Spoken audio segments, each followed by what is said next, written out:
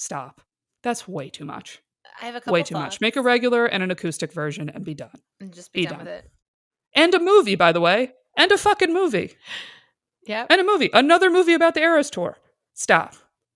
She has completely lost touch, I think, with her audience. And also where the fucking world is. People can't afford groceries, and you want me to buy a fucking movie on top of your versions. album? Well, the people that go to her concerts can afford it because it's that expensive. I was going to say, meanwhile, J-Lo's over there like, I've got a book of poems Ben wrote for me. Right, you took a sip of water at the perfect time. She's like, I'm just trying to release these poems. It cost me my marriage, but I've got some poems that I'd like to release. If everyone in the room could read my secret poems. I'm surprised I haven't gotten you sending me pictures of the two of them at whatever spider movie they're at. I'm like, what the fuck? What happened? All I'm seeing is them glancing at each other at a red carpet again. I'm like, I think some people just can't be kept apart, I guess. I don't know what's happening with J-Lo and Ben.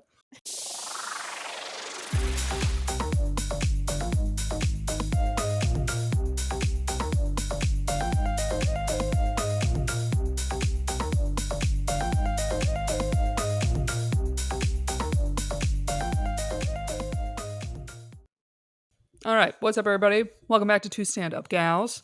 I'm your gal, Erica Spira. And I'm your other gal, Teresa De Gaetano. Woohoo!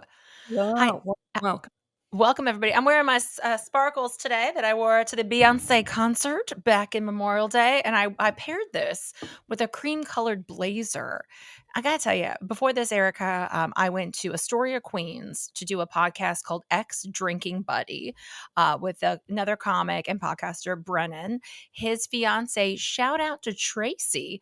Though I've never met Tracy, she listens to the pod. So thank you, Tracy. Claps, shout out Tracy. Claps. Yes. And she recommended me for this podcast with her fiance. And she goes, I know you've never met her, but I think she'd be great. She's got a lot of drinking stories. And then Brennan, which is so funny, Brennan is 8 years sober. And it was great. We, in the words of Erica Sparrow, we bop, bop, bop, bop. What do you do again? It always makes me laugh. You say like, bop, bop, bop, or we did that. We were just... Do you know ba ba ba ba ba ba? We did that. It was great. Yeah. But I was on my way there and I was laughing because I was like, only in comedy in this world. I've never met this man. Here I am going to his house to record a podcast. I felt perfectly safe. I didn't need to share my location services with anything. I was like, well, allegedly his girlfriend is a fan, so I'm going to show up. Also, beautiful apartment. It was really fun. So it's called Ex Drinking Buddy. So shout out to them. Did that before this. And I got to say, God bless Astoria, because it's where men still objectify women. And sometimes your girl wants to be objectified. Really? You feel that of Astoria? I mean, I lived in Astoria a long time. I didn't feel it was a catcall heavy neighborhood. Maybe it was a sparkles, Erica. I mean, but it was like noon and it was like, oh, hello. I got a couple of hellos from grown men, like supers of buildings, you know, the owners of buildings just outside smoking in Astoria. And then I got a beautiful.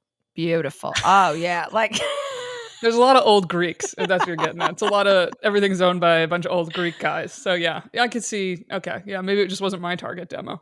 I was like, you know what? I'll come back here anytime. I was like, what a confidence booster. I was like, don't mind if I do hair toss. So that was my morning. So I met a new comic and loves the podcast. And we didn't touch upon this yet, but it's something that we did want to touch upon. There was this comedy festival in Saudi Arabia, the Riyadh Festival, right? Am I saying that right? The Riyadh Festival. I forgot. I looked it up, and now I'm fucking up the pronunciation, probably. Yeah. We're just going to call it the Saudi Arabian Comedy Festival. And there's a lot of backlash because a lot of famous comics went there. And a lot of these comics talk about freedom of speech, and the Saudi Arabian government has silenced a lot of that. So it's very contradictory to what they are saying. And listen, a lot of it's a money grab. So they took the money. I like how our girl, Jessica Curson, I love Jessica Curson. I took her class twice. She went and she spoke out as like a gay woman and a woman doing stand-up. She wanted people to hear her voice, which I appreciated that and I respected it. And then she donated the money that she made from the festival to a foundation in the cause. So I was like, claps to Jessica Curson. Well, she didn't. So she didn't initially. Initially, nobody said anything. Yeah. Mm-hmm. And basically, everybody got a very big payday, big offer. And Atsuko basically shared her screenshot. She didn't share how much money she offered. She blacked that out. But she said these were the guidelines. And it basically said you can't talk about this, and this. Censoring speech, which a lot of these comics that went are very like, you can't say anything anymore. That's bullshit. We're artists. We're comics. Like, truth to power. My favorite comedian's George Carlin, who would criticize the government, criticize everything, and then basically everybody who went to this festival more so proved everybody's got a price. Everybody's got a price that they'll put their morals aside, put whatever aside, they'll edit their act, and go to a government that very much silences journalists, does not really have freedom of speech, and also does not have a lot of rights for women. Women, especially, yes. Yeah. So the entire lineup, there's only, 3 women? It was Whitney Cummings, Jessica Kirson, and Zarna. And we're not saying that to shit on the female comics specifically. I think a lot of comics took this gig not really thinking about there's going to be a giant poster with all of their faces, and that's going to blow up across the US and get backlash from so many other big comedians who, props to all of them that have been openly speaking about, like, I think this is bullshit. Like Stavros openly was saying, like, I think this is bullshit that all these comics took this offer and took this money and basically are being very hypocritical for all the things they've been openly speaking about. Now, many comics on this lineup don't really openly speak about any of this, so I wasn't surprised to see those comics on it. Kirsten really said nothing. Obviously, this blew up. There's a lot of backlash. Now she is someone who, since being back, has apologized and says, I regret doing it. I regret taking the gig, and is donating the money she made to good causes and has apologized. And what I like about this, and I've seen some people make this point, and I agree, about like the whole idea of like cancel culture and like coming at people. Where I don't agree with canceling is like, then there is no room for improvement, right? She's apologized. She's like, I realized what I did wasn't good, wasn't right, did go against my beliefs and against people that I'm a part of the community. And she's donating her profits from it. Is like, hey, you know what? I made this money and I'm going to put it towards a good cause. And I'm sorry. And that was wrong. And so I give her props for that. All's forgiven where I stand. I'm like, hey, okay, keep it moving. You know, I don't think like boycott her, don't go to her shows, all that type of stuff. Yeah, I'm no. You know, I'm like, hey, she addressed it. Now, Bill Burr has come back, and I've seen some of his responses to the backlash, and people are upset of some of his responses to it, where he's kind of doubling down, and he's saying, oh, going over there, doing comedy, almost like, I feel like maybe that could help us meet more in the middle. No, he said it was the top 3 best experiences he's ever had in comedy. And hey, that can be great. Everybody wants to be treated great, but acknowledge that this is something that you speak out about, and now you're doing exactly what you speak out about. So just acknowledge that. And well, here's where I will say something a little in defense of Bill Burr, right? I think he was getting it extra hard because he has been openly speaking about like being against billionaires, being against our government, how things are running. He is being so openly like speaking in a way that people are now calling him the next George Carlin of our generation, that then he was getting backlash 20, 50 times harder than like Krista Stefano, Sebastian Maniscalco, Kevin Hart, all these other guys, where I can see why he's being defensive, where he's feeling like, I wasn't the only comedian that went and took that check and went and did this gig and went and got this money. But it's more so everyone was saying, we were really surprised and hurt that it was you. We weren't hurt that it was Andrew Schultz and all these other guys, because they already play to this certain type of crowd here in the US that we weren't surprised they went and took that check. And so I'm like, I see why he's being defensive, but no, I think sometimes it's like you just gotta make people feel heard. You just have to apologize. You have to kind of take that on the chin, where it was like, yeah, they don't have freedom of speech over there. I don't think a comedian going over there and making jokes is gonna make it like, hey, you know, maybe they're gonna change some of their policies. Probably not. Like, no, they know you're famous. They think you're funny. They could think you're funny and laugh, and that's not gonna make them change their way of life and beliefs and suddenly respect women more. Like, no. And I don't think anyone is surprised that someone, I want to say, takes the money, but like everything, like you said, has a price. And these people, these comics, Kevin Hart, who, I mean, you're not struggling. I understand Nope. some of the people on the lineup maybe are not as well known. And yeah, that's a lot of money. Okay. Like, I'm going to take it. Okay. I gotcha. But okay. Like, so you went over there, like, hey, I'm just going to do it. All right. That's fine. But don't be surprised when people have something to say about it. Yeah. So that was, Exactly. that was the That's more comedy what it is. festival. Yeah. You know, because even like, I'm sorry, I think I don't say her name right, Asuko or whatever. Like, she is now selling out theaters. She still isn't as big as Bill Burr. Yeah. You know, so she's someone like, if she took whatever they paid her, it would still take her more time to make that money than someone like a Bill Burr, a Kevin Hart, Andrew Schultz, right? So, like, it's good on her that she didn't take it. She had a lot more integrity than some of these other people going over there. Dave Chappelle. Dave Chappelle doesn't need that money. I know. But also, they just hit a point like, because they don't need it, it's almost like then they really don't care to get the backlash. They're almost like, I could take this gig and retire. Like, if I do get canceled, so what? Like, maybe that's almost why these people take it, because they're like, go ahead and cancel me. People have tried to cancel me, and I'm fine. I live in my house in Ohio, and I don't even tour the road anymore. Who gives a fuck? You know, like, that's almost the unfortunate point of being like that big, is like, you don't even have to have this moral integrity anymore. Nope. You're just like, hey, it's fine. I'll just take it. Like, I mean, when he did all the specials talking about trans people, I was like, okay, but we spent a lot of time on that. I felt like there could have been some other things. Like, Dave, you need a hobby. Got to take up pottery. Dude. What are you doing? It feels like you need to talk about something else. Like, I get that you touched upon it, but we need some more life experiences here to happen, because this is always what baffles me when people say they quit comedy and they're just like, I'm just doing stand-up. You also have to have some stuff to talk about, like in your own personal life, or things that's like, hey, I've got, teenage daughters, or this and that, the other thing. Like, he has kids. He has kids. Barely has jokes about his children. It's like, like, one of the only jokes he has about his children is taking his kid to go see Kevin Hart live. That's like one of his only bits I've heard about his children. It's like, you know, a comedian is working the road a lot when they have a lot of bits about movies. Because you know what they're doing? They're just waiting to go work the funny bone in a mall. So they're just going to go watch a movie for 4 hours that day because they're in the middle of fucking nowhere. And you know what there is to do? Go watch a movie for 4 hours. Like, that is a real lens into a comedian's life, is what can I go do to kill time for pretty cheap? And it's going to watch a movie. I've been on the road. That's what we're doing. We're like, oh, good, a movie's 4 hours? Great. That's so many comedians.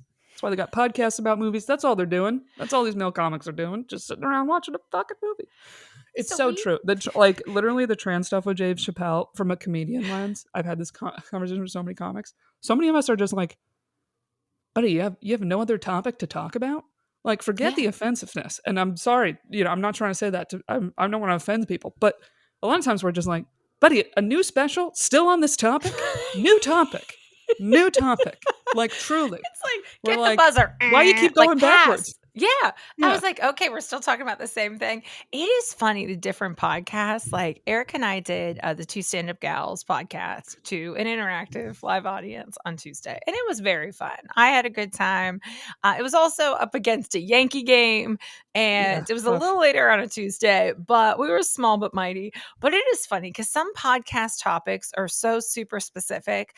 Like, we met one of she's a podcaster. She was in the audience. I can't remember exactly what her podcast was about, but it was about movie funding. She's like, movies that got funded by blah, blah, blah, blah, blah. Like, do you remember? With AI.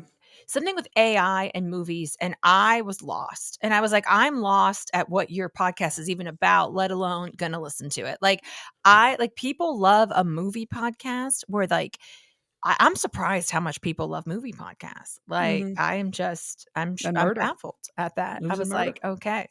And I was surprised too. Like, the guy before us made his own puzzles. He makes a puzzle every day. I was like, I'm puzzled how you have the time. Like, I'm impressive, honestly. I was like, I'm trying to send an email. Like, okay. Like, so it was just like, what's our podcast about? I was like, us. We're talking about life. So that was very fun. So that was something we wanted to discuss here since it was a big topic, and the festival is now over. Festivals are tough. Like, that's one thing that you can submit to, just if, if you're listening, like there's comedy festivals all over the country, all over the world, and you usually pay a, admission fee, you send in a tape. I don't do very well getting into some of these festivals. I'm just not. I mean, you've done a few, Erica. Well, even so, the big thing with like quote how the industry has changed. Mhm. It used to be a handful of these festivals. It was very much worth it to go because it'd be like, okay, certain festivals would have certain bookers that if you went to the festival, maybe the Tonight Show booker or Conan, whatever, would see you. And in addition to that, there could be like Comedy Central, other things like I remember back in the day it would be like every year it would be the Comedy Central half hour specials, right? Mhm. And it was like every year we'd be like, ooh, who got the Comedy Central half hours? Who got the Just for Laughs new faces? And you'd wait for that list to come and you'd be so excited seeing like certain people, like finally so and so got the half hour. But year by year, those things became like less of a meaningful thing. Mhm. But it used to be this trajectory of like they'd get JFL, Comedy Central half hour, manager, agent, tour, and you'd watch people's like things progress. Like Bill Burr, all these people at this Riyadh festival, they had that like industry trajectory, and it was like you'd strive for those things, and you'd watch people get it and grow and grow and grow, and you needed that industry backing to become somebody and to become a famous comedian. And now with the internet, it's all changed and it's almost like fuck the industry and you don't need it anymore. So now the significance of festivals has completely changed of like, do you really need it? And Mhm. now it's almost like the game of festivals is more get into festivals that it will have you maybe get in front of opening for a big comedian. And maybe you'll have a chance of a big comedian likes you and they'll take you on the road for them. And that's more how you get comedy work now. Like that's Mhm. more the chance that you would maybe want from a festival. Like, yeah, sure, this Tonight Show booker will be there. Maybe you'll get to do the Tonight Show. Maybe you'll get to do like I did Corden or whatever. But even more so, and this is what I discovered in LA, is when I first would go out to LA a lot. A lot of times when I'd be at those shows, there would be like I had a meeting with like Fox, I had a meeting with FX, the Corden booker saw me. People don't go to shows live anymore. Now it's just, are you making noise on the internet? Are you getting Mhm. discovered through the internet? And that's like part of why I left. It was like, oh, I don't have to like be here for this Mhm. get discovered thing anymore. And there's beauty in that. And that's why a lot of comedians have left major cities. They're like, oh, I just need to live somewhere I can get on stage and film it and put out videos. Or I could just put out videos of any kind on the internet and get traction that way. Because now it's like that's what matters Mhm. more more than am I funny on stage, to be honest. So the industry has completely changed.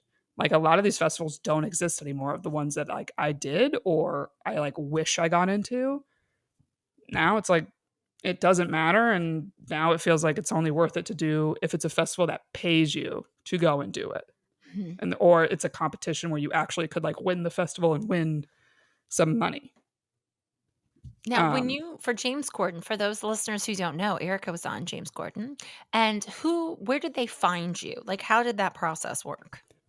so I had kind of a double way of how it happened where I did have a manager very like briefly and originally how I got that manager was I did comics to watch. It was part of like the New York Comedy Festival. Um I did that. It was like 2018 or 2017. I did that showcase and I had a manager reach out to me when they saw my name on the list before I performed. And so I had a meeting with them like after I performed. She saw me live and then we had a meeting and I like kind of signed on with her and I was one of her first people she ever took on. And then I remember she submitted a tape of mine to Corden, the Corden booker, excuse me. It's not James Corden himself. There's always a booker for these TV shows. You never interact with the head of the show. James Like is in the you don't bathroom. interact Erica, I with loved them your until stuff. you're there. Yeah. Yeah, you get to meet them very briefly while you're waiting to go on the show, okay? You send a tape and but when they don't see you live, it's like your tape needs to be perfect. You submit a tape and you type a transcript that Mhm. what's funny is the people that read that transcript is like almost like the executives. And they basically scan it for certain buzzwords they don't like. And this is where comedy sucks. Like, I had a friend, this is a great example of this. I had a friend that was submitting a tape, and he had a joke about being afraid of flying. And he had to remove it because they're like, we have airline sponsors and we don't want to joke about being afraid of flying. And it's like, are you fucking kidding me? Right? Like, something like that. And it's like, you really think someone's going to watch this late night set and be like, how dare you? We're pulling our airline sponsor. It's like, yeah, of course there's people who are afraid of flying, you know? Anyway, so they basically scan it for buzzwords. And nothing, also, a lot of stuff, nothing makes you feel really unfunny like typing out your jokes on a computer. And you're like, wow, none of this feels funny anymore. Well, that's what reels are. That's what you're doing with reels, that they're just sitting there. Man, you could have some reels on there. Do it real quick. You know what I mean? Like, I remember typing out my herpes joke being like, can't wait for an executive to read this. Like, herpes are like the chicken pox. Anyway. Like, I just was like, hope the execs like this. And then they're like, yes, they are. I had a wild summer. And so originally I was trying to get it, and you're going back and forth. It has to be this perfect tape. And I remember getting frustrated, and we were like, all right, let's take like a break for a month. Because it's also very hard when you're not getting like, I wasn't working the Comedy Cellar at the time, where you have like a hot crowd every night and getting like perfect films. I'm doing these bar shows, and it's like not great lighting and all this stuff, and you're trying to get a perfect tape at like a bar show, and there's like a drunk person ruining it, and you're like, I'm trying to get him fucking James Corden, asshole. Like, you know, the server walks through and you're like, well, that joke was great, until you walk through the set. Like, this is what goes into reels, everybody, just so you know. Like, I post a lot of stuff from West Side because I'm there the most, and they film it themselves, so that's why I use their tape. So you need to get into a place where they record you, but just getting into the place that they record you is tough. So there's the levels of it. And it never looks as good when I do it myself. It just doesn't. It's not professional. It just doesn't look great. Right. And I'm like, I really want to get something like a James Corden, a Tonight Show, because then getting that tape and getting that credit is the thing that can help me get into a place like the Cellar, Gotham, West Side, right? It's all the game where you're like, I just need this one thing, and hopefully it can get me other things, you know? So there's a lot of pressure when you feel in those moments. And then, of course, you're going on stage being like, and I need to be loose. I can't be tense. And like, just oh, wait, you know. I'm supposed to be funny. That's the whole point of me being here. And be funny and be light. So then, and this is the whole thing of like, luck is where like opportunity meets preparation, right? Isn't that the saying? Or hard work meets opportunity. And I was doing shows in LA, visiting, not when I lived there. And my buddy Ronan was in town, and I just happened to be on the show right after him. And I did not know this. He was going to do Corden in like 2 days. Who was it? Ronan Hirschberg. Very funny. Who's married to Kate Weinberg. Yeah. Yep, he just got married. Shout out, guys. I worked with Kate at bars. And remember, you and I and Kate did a show at the Hartford Funny Bone. Yes. Well, that was years ago. Oh, chicks are funny. Chicks are funny. Chicks are funny. Chicks are. Gotta let everyone know this is a female show. Show of women. Not the Riyadh Festival. All women. Hartford, Connecticut. Anyway. So he does a set, and I just do a set after him. Whatever. And then afterwards, Ronan's like, hey, by the way, I'm filming Corden like in 2 days, and I need help with an outfit. Want to help me? I'm like, oh yeah, for sure. And then the booker comes over and is talking to him, and he comes up to me. He's like, hey, Erica, right? I'm like, yeah, hi. He's like, I'm the booker for Corden. We've been emailing. He said, you had a great set. You're really funny. He's like, let's get back in touch about trying to get you on the show. I'm like, great, blah, blah, blah. And he asked me, he's like, are you still working with Marlene, who was my manager at the time? And I said, no, she doesn't rep me anymore. But he was like, he's like, send me an email again, we'll get in touch. But because he saw me and in person, he was like, oh, you're really funny. I love your stuff. Then it was so much easier because then he like wanted me to do the show. And it's like, I proved it to him in person, like, oh, you're great. And then Ronan was like, yes, Erica's really funny. She's a buddy of mine. And then I went to his taping.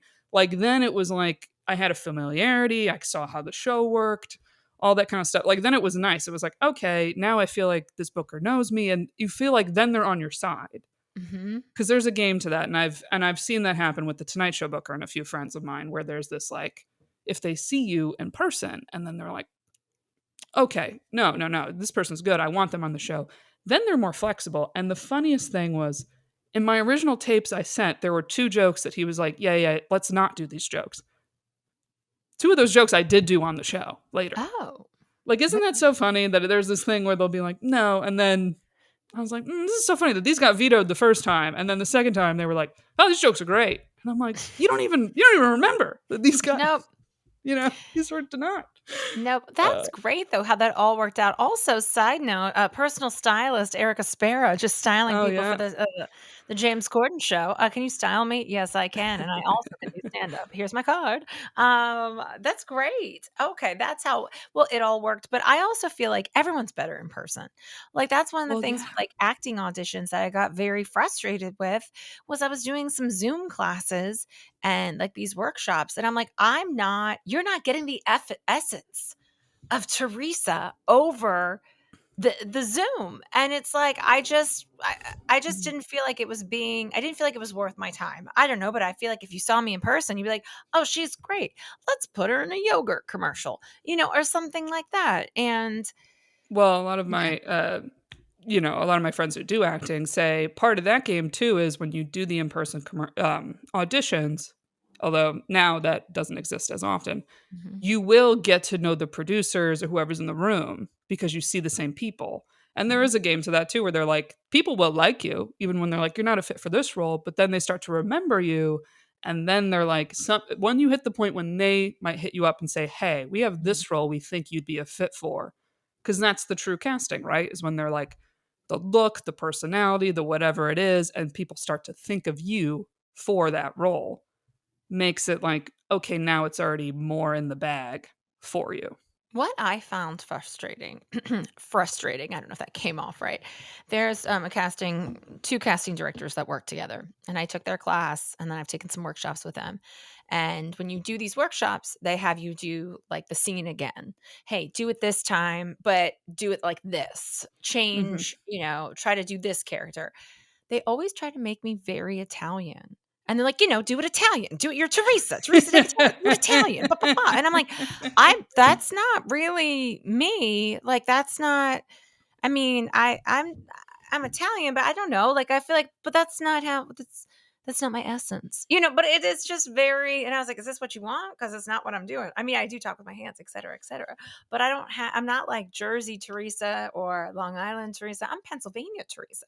So it's just interesting when I was like, and the last time I did a workshop with her, I was like, she did it again, gave me a note that's not authentic. I thought I'm supposed to be my authentic self or whatever it is. I don't know. So yeah, but that's great when that all worked out for you. See, you know what? I feel like there's always stories like that, even about jobs in New York. Like I knew this person, and then this all came together. So I guess we just have to have faith that it's all supposed to work out the way it's supposed to, which is challenging, but it is good because I feel like it never happens the way you think it's going to happen. Like that's most of life, as people say. That's always part of life. You sent me this thing, Erica, on Instagram. Okay, about relationships. Do we want to talk about this? Should we go into this, or should we go into this? Or you want to do Swiftie talk? What do you We could do Swiftie talk first. If you want to do some Swiftie talk. Swiftie dropped her album. Okay, everybody. What's the album called? The Liz Taylor Showgirl. What is it? Liz Taylor. Wasn't there something with Elizabeth Taylor in there? She has a song, Elizabeth Taylor. So, Life of a Showgirl. Oh boy. Well, I feel like this does tie into kind of the conversation about like art and creating, and I see why you wanted to go this route. You know what I mean? It's a smooth transition. Carry on. Okay. Because you and I are not diehard Swifties here. No, I like her hits. And if I'm just being honest, I downloaded about like 6 of her songs, but they're all the ones that I like. Like I actually went through a few of the albums. I'm like, don't like anything on this one, nothing on this one. Like I love 22. I love an upbeat Swiftie. I like some of the slow ones as well. But she's a catalog of songs. She has many, many albums. This is her 12th album. Wow. The girl turns out albums. And this is where I'll hand Taylor Swift her flowers. She does have don't give that look. Flowers. Because look, This is the annoying thing I think about Taylor Swift, okay, at least from my perspective, and why I was a bit of a Taylor Swift hater for a long time. The fandom and the diehardness of the Swifties is what turned me off from Taylor Swift, okay? Because I don't like a diehard of really anything. I think it's like then you're blind. You're too blind to stuff. I'm a music lover. I like pretty much all genres of music. I'll give anything a shot. I'll give anything a try. But I'm not blind to anything. A lot of my favorite artists, they'll have albums and songs that I'm like, I just think it's a bad song. Like I'm not blind to defending no matter what. And that's what a lot of Swifties are. But this album, this is what's very interesting. I'm finally seeing some of these diehard Swifties giving it some flack and giving it some criticism. And now I'm like kind of appreciating the Swifties a little bit. I'm like, okay, we're finally taking the blinders off a little here. But this is where I give Taylor Swift her flowers. She has albums that are very different from one another. Mm-hmm. So with this one, and especially the fact that she dropped, it was coming out and I don't know what it's been, everyone's been waiting like over a month. And the story of what she said it was going to be and then it releases, it's not at all matching what she said it was going to be. And the quality, it's just not there. What did she the say? Taylor Swift quality is quite low. So it's Life of a Showgirl, and this is what she's good at: is she creates a narrative for every album of what's the story. It's almost like she creates like a fantasy world and a whole fiction story, like it's a book. Like brings you into her world. What's the narrative? What's the story? And she was saying it's like, the life of a showgirl of her. She's on this big long tour, and what's it like behind the scenes when she gets off stage and she's taking her shoes off and she's rubbing her feet after a long day, hard work, and like, what's that really like? What's that world really like? What's it really like of her and Travis behind the scenes? Her busting her ass. What's that really like? And she's talked about essentially retiring from touring and all these things. And so it's like, okay, bring us into that world. And she's just like, Travis got a big dick. And you're like, I'm sorry. Back the fuck up. Wait, does she say he has a big dick? What are the lyrics? She's got a song called Wood. The lyrics are very disappointing. This is the biggest thing she's getting flack for, is the lyrics are quite disappointing for someone who's, claimed herself to be a great lyricist. And I don't know, saying she's your high school English teacher is another thing I've seen these Swifties say. Well, that's what she said. That was her Instagram. She goes, when your high school English teacher marries the gym teacher. That was her Instagram post when they got engaged. That was on her Instagram. Anyway, continue. The lyrics are bad. The lyrics are bad. The bops and the beats are very fine. It's a very and the beats. it's very mediocre. It's pretty bad, guys. I'm sorry to say it. And I know you're gonna be like, you're a Swiftie hater and all this stuff, but I'm like, she's got some stuff that I love, guys. I really don't think I'm being a hater. I think this is a very fair critique. It's I've seen this comparison. I think it's pretty spot on. Did you watch the show Girls? I lasted through 2 seasons or so. Yeah. Okay. Well, do you know the girl Marnie who tries to have a music career? Which one's Marnie? She's the skinny, uptight, the what's her name? Allison something is her real life name. I don't know. When she tries to have a music career and it's very cringy, that's what this album is. Oh, that's what it's giving. It's giving Marnie from Girls. And I'm sorry to say that. I think that's the most spot on comparison. It's giving Marnie from Girls. And I think this album very much is Taylor Swift the brand, not Taylor Swift the artist. She's trying to turn stuff out too quickly. And I think she has been a victim of what a lot of creators are right now, which is just making content quickly and not making quality content. And I think she's trying to capitalize on like her engagement with Travis and like coming off the tour. And it's just, it feels like too much of a money grab and too much of a trying to capitalize on her fandom. And I think a lot of people feel really duped. It's like they bought the album before it came out. And usually there are like a lot of bangers and a lot of lyrics and a lot of whatever, her Taylor Swift Easter eggs. And it's just not there. And I think people are really mad about that, where they're like, we have spent so much of our hard-earned money on you, and you really have dropped the ball. And this album, by the way, T, she now has released 29 versions of it. 29? Why? Yeah. Why? She keeps releasing, like, it'll be like 24 hours only, and you have to buy it. And it's like acoustic version, or it's like, buy this, and it includes my like little voice notes that I was sending to my, producer to like try to get the lyrics down and like try to pour out my artist's soul and whatever. it's all such an obvious cash grab to me that it just is all coming off so greedy. And to me it just speaks to she spent, $400 million to get all her rights to her music, right? To buy out Scooter Braun and whoever and all these Mhm. guys. And now it feels like, oh, you need to make that money back. You're a Mhm. billionaire. You need to make that money back. Because you didn't need to do that. You didn't need to release all these Taylor's versions of all these old albums and stuff. It's just giving so much greed to me. And I'm like, it bothers me. Like that part really bothers me. It's like, just release your fucking album. Release your album, make your money. You're also gonna make so much money of like media coverage and all this other shit with the Mhm. wedding. Like you're good. You're good. And her products she releases with these albums, like the cardigan she released with whatever album was like shitty, poor quality. It's bad. Wait, she It's released a bad. cardigan? See, I guess I am It's like not up if to you buy the speed. vinyl, you get like a cardigan with it or something. And Oh. it's all this stuff to try to incentivize people to buy the physical album, like I said, instead of like stream it. But the Mhm. thing is, how she outright bought her albums and stuff now makes it that when you stream it, you know how like artists complain like when you stream the album they only get like X amount of Yeah. cents per dollar. How she outright bought all her stuff, she now gets more of All that of it. money. She Mhm. now gets like basically the majority of that. So she already is doing better than like everybody else, And Kendrick Lamar did this where he started his own like when he at the Super Bowl was wearing that chain that looked like an A that was Amazon. Uh-huh. Okay. That A is actually the symbol of his new like album company thing that he started.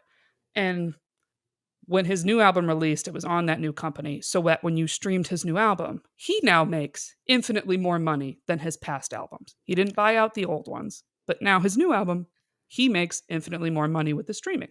It's very smart, and all artists should do this when they hit the point that they make enough money that they can do this because streaming is now the future. People don't buy albums, right? Right. But it's like she makes enough money. She's made so much money from the tours. She makes Mhm. enough money with everything else. The fact that she's made 29 versions of this album to release and to try to That's get crazy. people to buy is insane. Stop.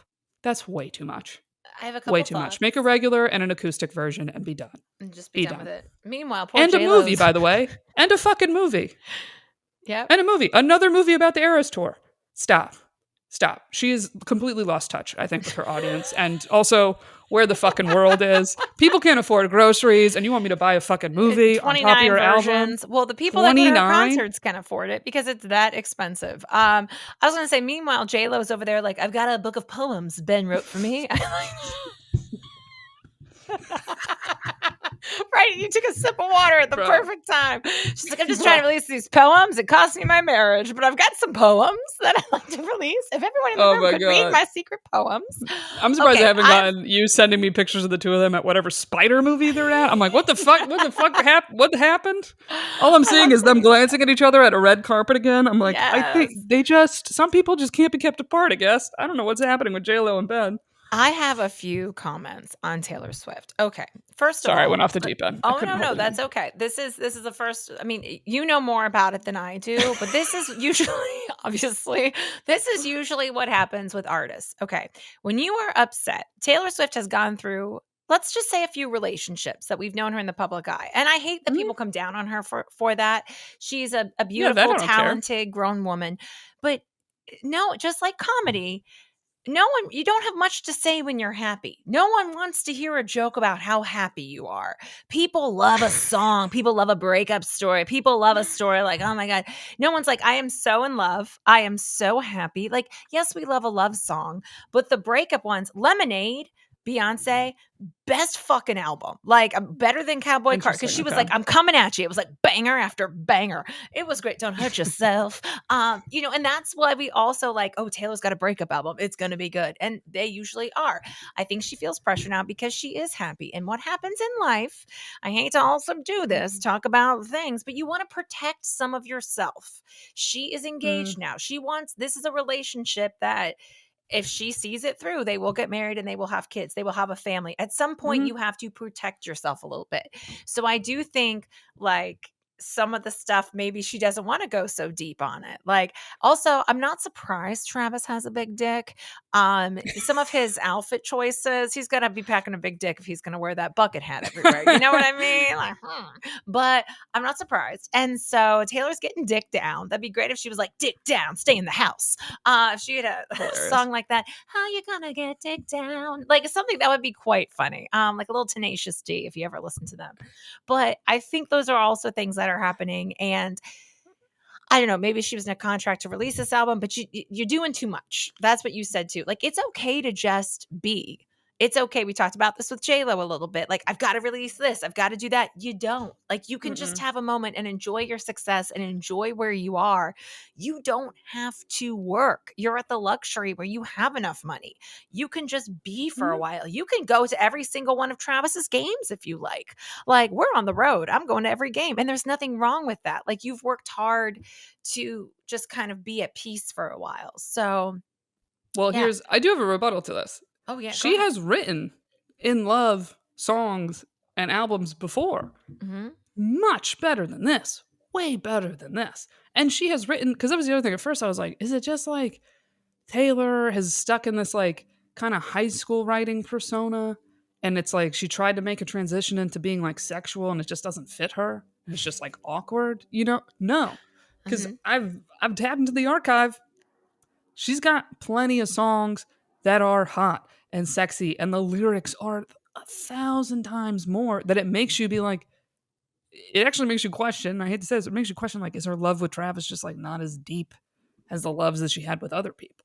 No, I think she's protecting it. I think she's, Do you know what I mean? She's happy. Like, I think she's like, okay, like I think there's certain things that you don't want to talk about. And that also comes with age. Like, do I want to talk about this on stage? Do I want to, my comedy career is very small compared to Taylor Swift and her stadiums.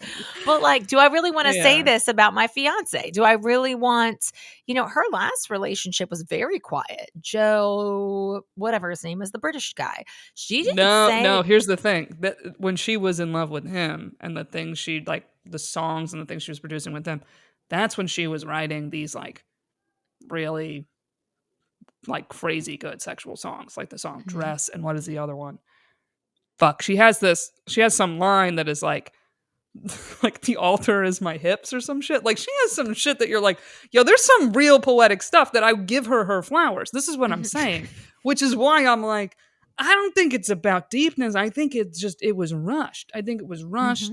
And it just was like capitalizing, or like whenever she had for the vision of this album is not what was executed. So it's almost like, were these songs that were like old and written at a time, or was it rushed? Was it like, or is she just so big? Because I've heard some of these voice notes that are these like whatever people bought of one of these like rushed out, dropped albums of one of the 29 fucking albums, where you hear her like talking to the producer, who's this very skilled producer who worked with like the iconic Britney Spears albums, all the Ariana Grandes, all the whatevers. Anything he says to try to give any criticism and feedback, she's just like shutting it down. Where it's also like, you just become too big and too powerful that it's like, you then get surrounded by yes men. Where it's like, oh, you are not open to any feedback, any criticism, any whatever. Where there's a clip she like, is spewing out lyrics and stuff, and he's like, okay, so we need to like make this a little more fluid. And she's just like, I have it. And it's like, okay, like, you're like, you are the person paying me. And if you just want me to sit there and say, fantastic, sounds great, well, that's what I'm just going to do and get my check and get out of here. Maybe this album should be called The Tortured Poets Club instead. We're the ones getting tortured listening to it. See, that's the thing. When I went through and I was like, oh, I need to download some more Taylor Swift. And then I was like, oh, I didn't like anything on here. Okay. And then, I mean, they all can't be great. I mean, they all can't. So maybe this is good. She's getting some feedback. Maybe this is good. She's getting kind of like set but she straight doesn't, a little bit. The thing is, she doesn't handle it well. And then she's so powerful that like her team does go and like shut down and try to get stuff taken off the internet. It's pretty crazy. Like that's the part that's just like, keep it moving. You're making your money. You made an album. You'll make another one. Like, who cares? Like, I just can't imagine being a billionaire and being bothered like that. Oh, no. Well, what she should do on the next album is write about this album and be like, see, this album wasn't that bad. And then all the songs of revenge. See, Yeah. this is what I meant by that track. That'd be really funny. You're like, okay, no, we can't, Taylor. And Well, she just also, that's the thing that's most interesting is like she's always gotten flack for every album and no matter what she does. And for Mhm, that, I'm like, God bless. It's hard being an artist and being that big. It's like, yeah, no matter what she does, she's gonna get criticism. So, mhm. for that, I'm like, that sucks. That sucks to be you. This is the first she's ever responded to any criticism. And within the first like 3 days, stuff has come out. So it's like you could tell it's bothering her. And I think because it's actually coming from her own fans that they are upset. Mhm.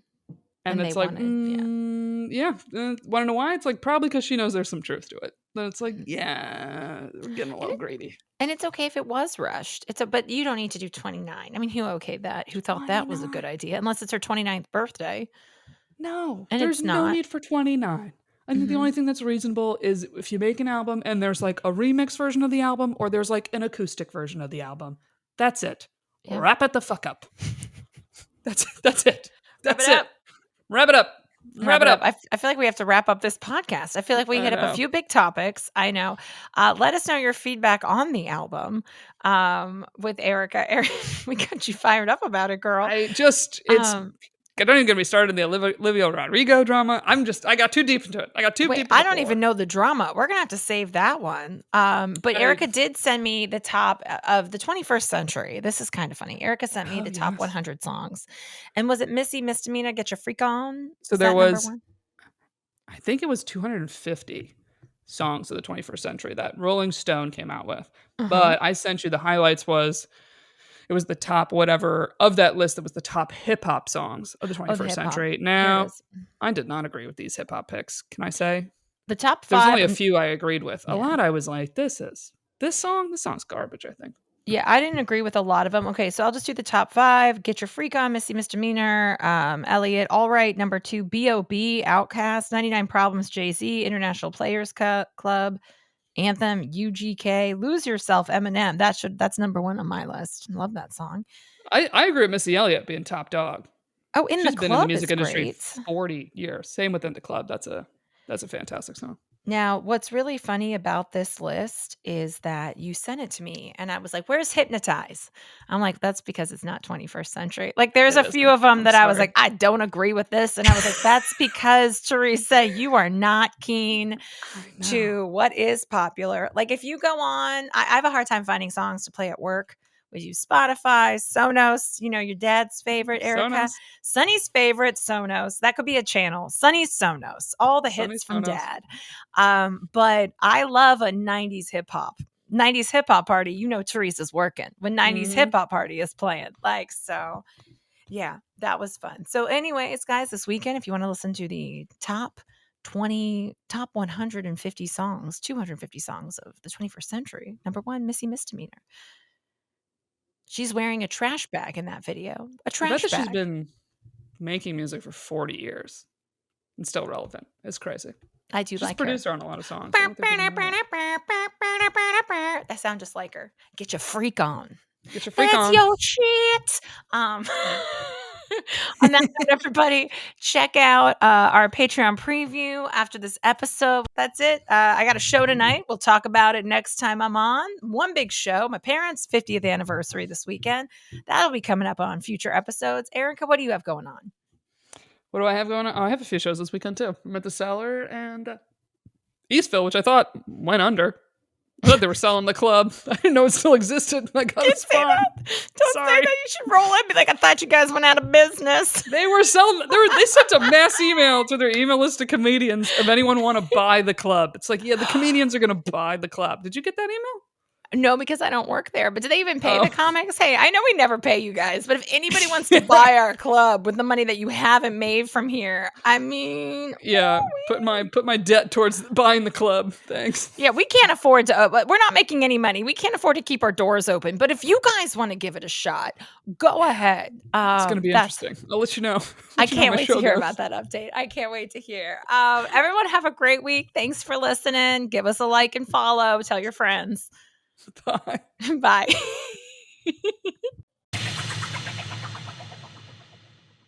There were a lot of songs along those lines that I'm like, Have I heard this at many a weddings? Yes. But like, this is not getting people on the dance floor, right? So myself and then this other comic, he comes over to me. He's like, this DJ, it's not doing a good job. And I'm like, I don't know what to tell you, buddy. Like, I'm like, do you want to go out there and we try to just like dance to whatever they play and see if that gets people out there? I said, do you want to request a song? I said, see if they take requests. So he goes requests a song, and then he comes back and I'm like, what did you request? He's like, Tootsie Roll. I was like, that's a real confident choice. Real confident choice in the Tootsie Roll. But I was like, all right, man. He's like, that'll get everyone on the dance floor. I was like, I'm gonna hold you to it. We're gonna see how Tootsie Roll plays over. Right. But whatever. So I'm like, we're gonna try. So it's like him and his date and me and like one other couple that are just trying to dance to whatever's getting played because we're like, let's get the dance floor going. Okay, we got it. We're in this museum. It's cool. We got to get it going. So I'm like, I'm going to go take a little break, get like some water or something. So I'm leaving and walking up somewhere. And then all of a sudden this guy is passing me and he's like, where are you going? The dance floor is that way. And I was like, I was just going to get something. And then he said, do you want to dance? And I was like, oh. And he's like, pretty cute. And I was like, I just look at him, I'm like, sure. Like, why not? Oh. So I just turn it around because I'm like, I appreciate the confidence. I'm like, this guy stopped me. Okay. And I don't know who he is. Like, I'm looking at him like, do I recognize this guy? Like, is this comic that I maybe haven't met? If you'd like to hear the rest of this episode and get extra episodes every week, join the Patreon, which is patreon.com/twostandupgals. Or you can also now join from the Apple Podcast app, right from your phone. You'll also get ad-free episodes of the public podcast, in addition to the extra episodes every week. So to join, go to patreon.com/twostandupgals.